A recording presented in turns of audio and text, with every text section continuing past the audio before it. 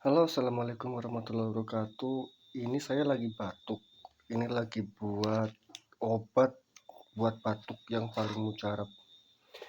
Ini sepotong lemon, terus kalian kasih garam yang halus sekitar ya setengah sendok teh makan.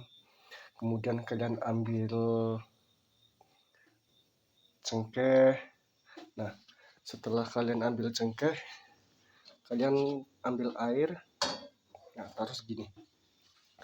Kemudian kalian nyari kain lap ya, kain apa aja yang bisa buat tatakan biar supaya si ininya nggak goyang ya, si lemonnya. Nah, ini airnya kurang, kalian kasih air lagi.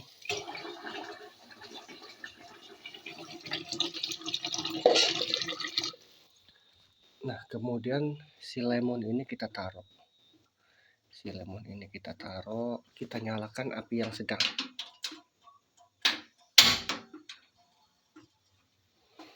Dan jangan lupa ditutup.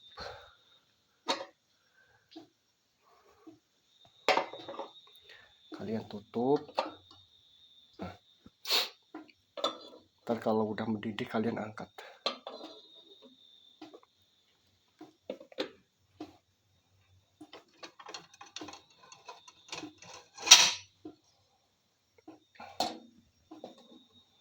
Pakai piring boleh. Kalau misalnya kalian punya apa itu namanya yang buat masak yang khusus buat itu boleh, nggak apa-apa sih.